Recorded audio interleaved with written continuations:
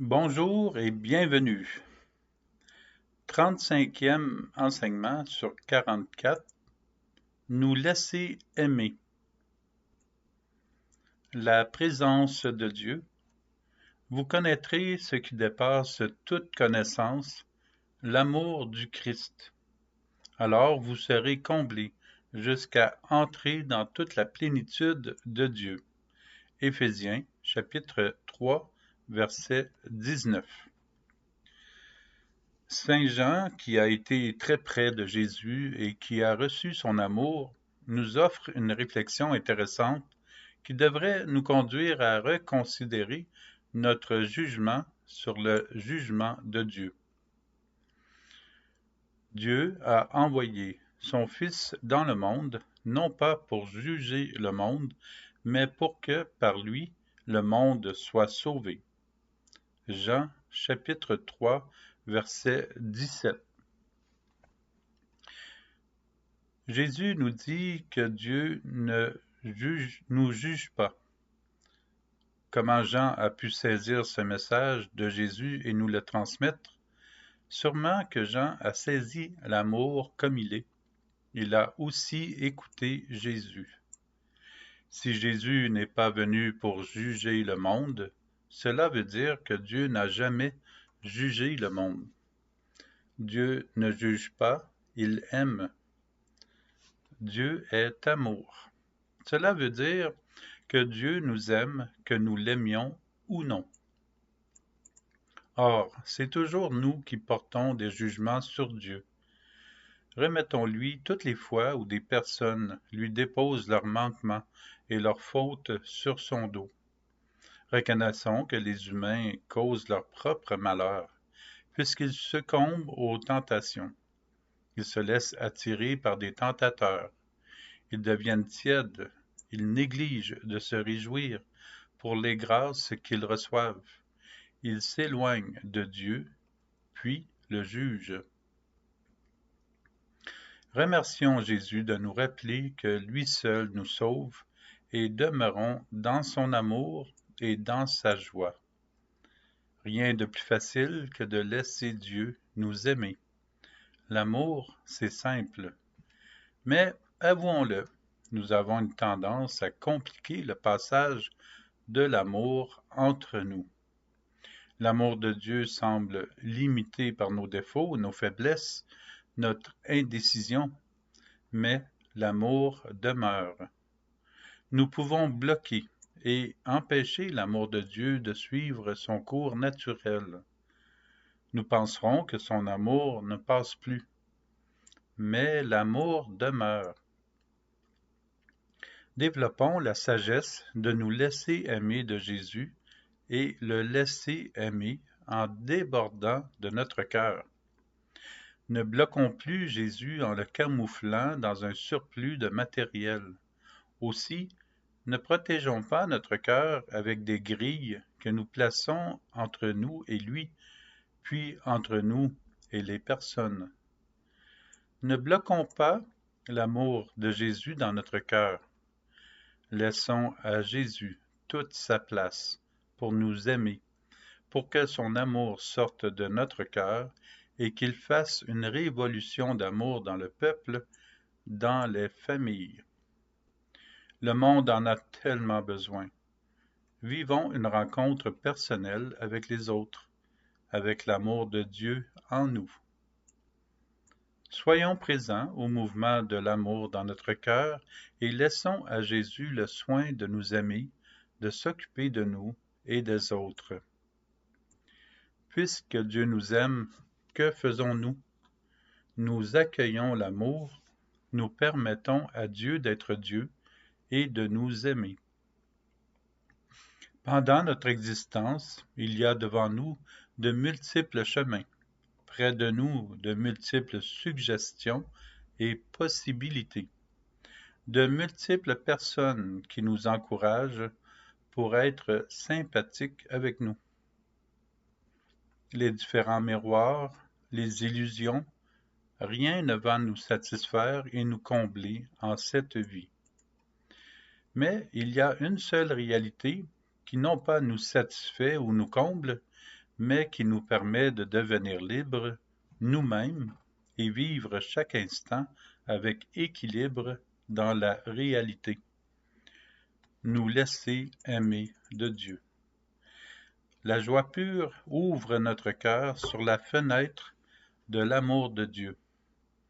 Au début d'une conversion et d'un cheminement, cela devrait commencer par l'accueil personnel de l'amour de Dieu. C'est la seule raison et le but de l'existence humaine. Ce n'est pas très compliqué, cela ne peut pas être plus simple et efficace. Ce n'est pas l'étude de milliers de livres que nous chercherions à expliquer. Non, non. Nous avons simplement à dire en nous, comme lorsque nous étudions, « Merci Dieu de m'aimer, j'accueille ton amour en ce moment et à chaque instant. Merci de me laisser ce que je dois vraiment savoir, et le reste, je te le remets. » Dès que nous accueillons l'amour de Dieu, nous réalisons que l'Esprit Saint nous lave, débloque, guérit, purifie et sanctifie notre être. De fait, nous sommes déjà purifiés par l'amour, mais c'est lorsque nous prenons conscience de l'amour de Dieu en nous que nous pouvons observer son œuvre en nous. De là la purification, de nous laisser améliorer avec la pureté de l'amour qui ne fait jamais mal, mais est toujours bienfaisant, doux et léger. Accueillons-le maintenant. Beaucoup de faux messages veulent nous apprendre à tout faire pour être aimés, à être désirables pour être aimés, à nous changer, à devenir quelqu'un d'autre, pour être acceptés des autres. Nous pouvons passer des années à chercher à plaire et en fin de compte, nous retrouver seuls et parfois déçus de constater que les personnes ne nous rendent pas l'énergie que nous déployons, parfois jusqu'à la fatigue. Je dois prier des heures pour que le Seigneur m'aime, parce que je pense que je ne suis pas aimable. Prier des heures au détriment de sa santé et de sa famille, ce n'est pas nécessairement de la prière. Je dois prier des heures pour continuer ce que le Seigneur est venu réaliser sur terre. Pourtant, Jésus sur la croix a dit « Tout est accompli ». Jean chapitre 19, verset 30.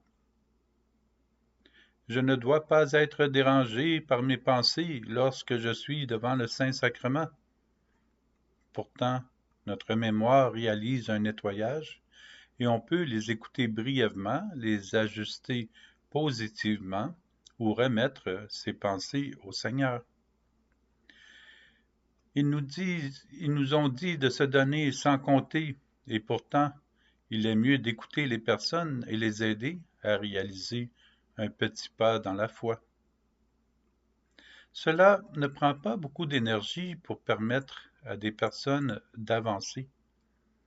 Nous devons aider Jésus à sauver le monde et pourtant, c'est Jésus seul qui sauve le monde.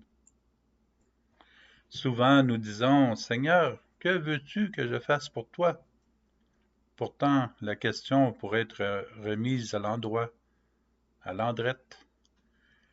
Jésus dit à celui qui est aveugle, « Que veux-tu que je fasse pour toi? » Marc chapitre 10, verset 51. Dans ce contexte, l'aveugle veut voir. Nous ne faisons rien pour Dieu. Que voulons-nous que Dieu fasse pour nous, et non pas « Seigneur, que veux-tu que je fasse pour toi? » Il a déjà tout réalisé en nous. Dans la réalité, nous recevons l'amour de Dieu et l'accueillir nous permet de voir, d'entendre, de recevoir l'intelligence et la sagesse de Dieu. Pardon. Il serait bien de ralentir un peu l'élan de la tête et l'élan physique et méditer un peu plus, quelques minutes de plus par jour, sur ce que Dieu réalise en nous et dans le monde. Savoir observer les beautés de Dieu en nous et dévoiler les beautés de Dieu dans les personnes. Cela est très motivant. C'est beau de voir les personnes trouver les beautés de Dieu en elles. Bien-aimés, l'amour vient de Dieu. Première lettre de Jean, chapitre 4, verset 7. Celui qui reçoit l'amour de Dieu connaît Dieu. Aussi, la première lettre de Jean, chapitre 4, verset 7. Bien-aimé, l'amour vient de Dieu, et celui qui reçoit l'amour de Dieu connaît Dieu.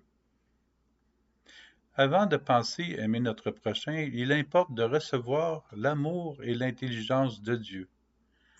Seul l'amour de Dieu que nous accueillons nous conduit vers les autres. Le Père vous aime. Jean, chapitre 16, verset 27. Nous répondons, merci Seigneur pour ton amour, pour les beautés de ton amour en nous et en chaque personne.